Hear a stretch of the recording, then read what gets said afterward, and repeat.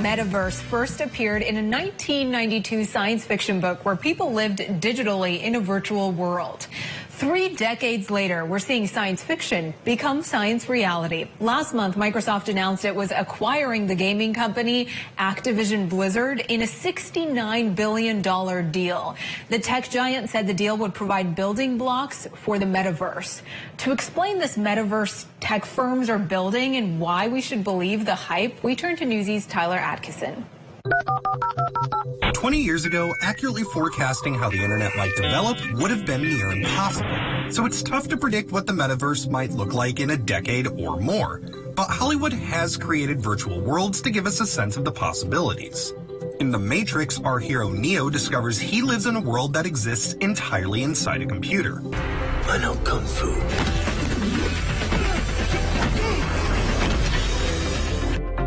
And Ready Player One depicts a dystopian future in which hundreds of millions find daily refuge in a virtual world. But here's what we know about the evolving metaverse. For one thing, it will be incredibly immersive. If you've ever used a headset to experience virtual reality, or VR, you know how intense and dreamlike it can be. Popular titles include this one, Astrobot Rescue Mission, or Arizona Sunshine. Artists like Laurie Anderson are breaking artistic boundaries using VR. For all its fanciful possibilities, aspects of the metaverse will intersect with real, tangible things and places. Combining virtual objects with the real world is called augmented reality. For example, IKEA's app allows you to place virtual furniture in your home, or Pokemon Go, which boasts 75 million daily users. Microsoft's Mesh project imagines how VR headsets could allow users to manipulate virtual objects in real places, manipulate 3D images or data, and collaborate with coworkers. Finally, the metaverse will allow users to connect with real people far away. And when you're in a meeting in the metaverse, it'll feel like you're right in the room together, making eye contact, having a shared sense of space, and not just looking at a grid of faces on a screen. When I send my parents a video of my kids, they're going to feel like they're right in the moment with us, not peering through a little window. Spiritual communities have already begun to meet in virtual reality. This one is called VR Church. So we're going to be exploring the book of Matthew. Today's multiplayer online video games are a stepping stone to the metaverse. Fortnite, which boasts 350 million players, has become an important place for kids to hang out, especially when isolated during the pandemic. And how do we know that users care deeply about social status in virtual worlds? They spend real-world money on virtual clothing, animations for their avatars, a digital representation of themselves, and spending for access to special games, tools, or weapons. Take the online game Roblox, played by more than 40 million people every day, mostly kids under 16 years old. Through the first 3 quarters of last year, the game produced revenue of $1.3 billion. Adults want to own impressive virtual goods, too. Decentraland is an online environment with about 300,000 users. In November, a plot of land in the virtual world sold for $2.4 million in cryptocurrency. So your home in the real world may not be fancy, but in the metaverse, not even the sky is the limit. I'm Tyler Atkinson. Our first guest tonight is attorney Ian Corzine. He's a social media lawyer who says the metaverse is his passion and in the metaverse community is key. Thank you for coming on the show, Ian. I'm happy to be here. Thanks very much for having me. So for those of us who are old enough to remember the world before the internet, it kind of felt like the web came on slowly and then suddenly it just became a central part of our lives. Now that we have the metaverse emerging, would you say we're at that early stage or we're like 5 years into the metaverse already? You know, in my opinion, at least mainstream, we're at the early stage. Now, there's a lot of people who are early adopters who have been using metaverse and using Web3 type terms for a long time. But for a lot of us, our exposure to crypto and blockchain and those kinds of things happened basically in March of 2020 when we were at home due to the pandemic. And so since then, there's been this emergence of interest in this new type of internet. So when people ask you, what is the metaverse, how do you explain that? Well, most of the time it blows my mind because I spend a lot of my time reading about the metaverse and Web3 and then also researching the legalities because right now there just aren't a whole lot of laws that apply to the metaverse. But really what I want to kind of communicate is the metaverse is a new immersive web experience. You know, we started out with Web 1.0, where we just saw these static web pages. Web 2.0 was where we could actually interact and do search. Now we're moving into Web 3, which is immersive. What that means is that everything that we can imagine, we can experience in this real life, we can experience in the metaverse via technology like AR, like virtual reality, even like some of our monitors and our cell phones can allow us to experience this new immersive environment. So video games like Fortnite and Minecraft let players spend real money, socialize online, and change their outfits. What are we learning about how these early metaverse spaces work? What we're learning is that a lot of our younger generation is digitally native. I have a stepson. He doesn't care about what type of shorts he wears, but what he does care about is that if he got this new cool skin that he can use in one of his favorite video games. And we're going to see more and more of that. You're seeing a lot of the big brands like Nike, like Gucci, introduce these digital products that we can adorn in the metaverse to kind of show our status. And we're going to see that increasingly. We're going to see that more often now that a lot of people are embracing virtual reality and having avatars that have fancy Adidas shoes or the Gucci purse. Okay, let me ask you this then. Why do we need that? Like, help me understand that kind of separation from our lives every day to this virtual world. Are we going to be living almost two separate lives here?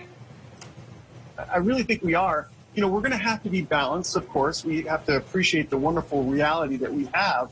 But there are so many more possibilities that take place in the metaverse in Web3.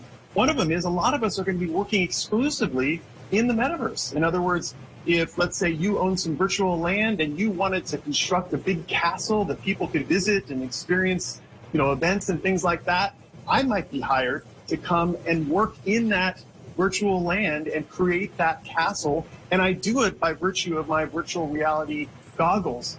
So we're going to see a lot of shifting toward work and play in this metaverse.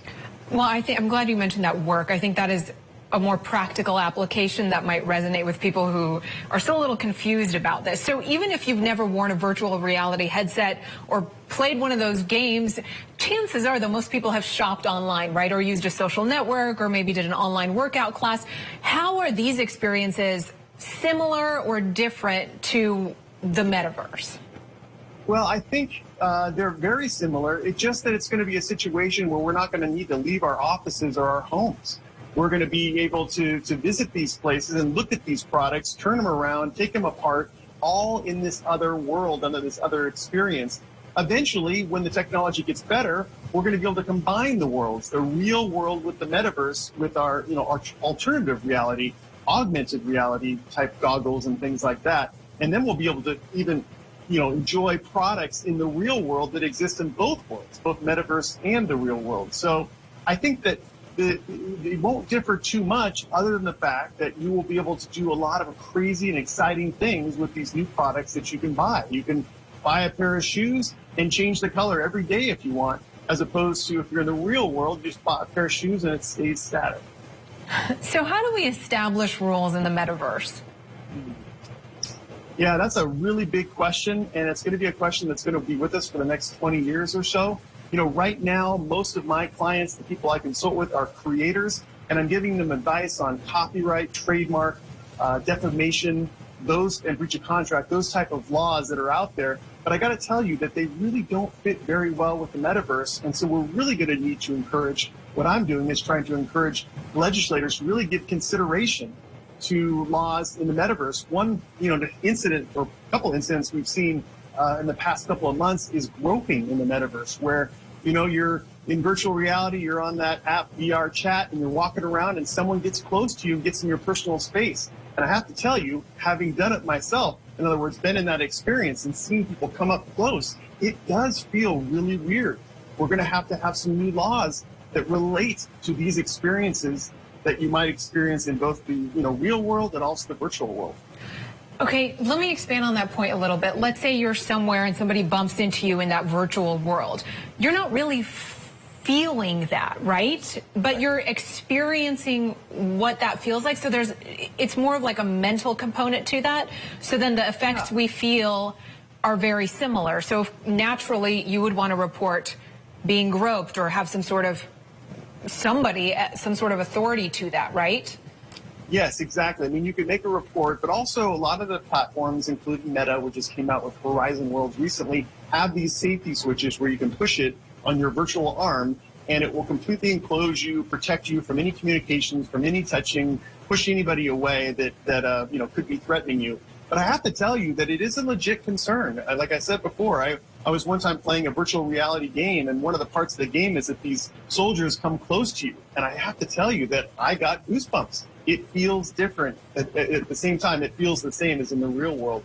So that's one of the big areas that I think we need to legislate on in the near future. So you've emphasized the possibilities of the metaverse, but also said there will be negative effects. What do you mean by that? Well, I think some of the negative effects of the metaverse is when people abuse it and they're unbalanced in this world. You know, it's really easy to fall victim to spending all your time in the metaverse. I encourage everyone out there who's watching, if you see a child or one of your friends or whatever that have these VR goggles, just try them and see how immersive they are. My wife, who doesn't care anything about this stuff, recently put on the Oculus 2 Quest goggles, and just in the setup screen, she was blown away. So a lot of people are going to be tempted to not worry about personal hygiene or maybe exercise and diet because they're so focused in this world. There are a couple people, or many people right now, who use these virtual reality goggles to go to work, and they show up in the morning at 8 a.m. and they're on the goggles until 5 p.m. when they leave. So it's going to get really easy to get lazy and spend your time in the virtual world. Well, I think, the work application of that kind of does make sense. And I think that's something easier for people to understand nowadays, especially during the pandemic when a lot of us have been on Zoom. But is that healthy? I mean, aren't there going to be some serious ramifications if we already know the negative effects, for example, of social media, and now you're saying you can go to a dance club from your house or, go somewhere and there's hygiene issues or everything else that you just mentioned. What are we really in for in terms of the mental health aspect of that? Well, I think like anything in the world, we're going to have to go in at a measured pace. We're going to have to make sure that we teach people that even though this wonderful technology will allow you to go to Egypt in a snap of your fingers, you're also going to have to appreciate your time in the real world. And if you're a parent, you're going to have to be diligent with your children to not spend all day long on the Oculus goggles. So that's something we're going to have to confront. And that's one of the things I see a lot in my YouTube channel, our comments, where people say, you know what, you're just going to, it's Ready Player One all over again, that famous movie.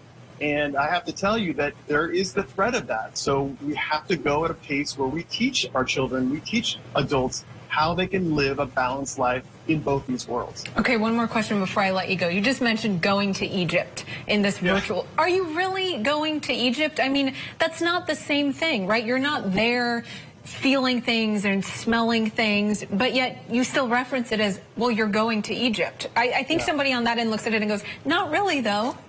Yeah. Well, I think at this stage in our technology, it's as close as you can possibly get. And you've got to think about these wonderful applications. What about kids or adults who don't have the financial resources to be able to go to places in the world?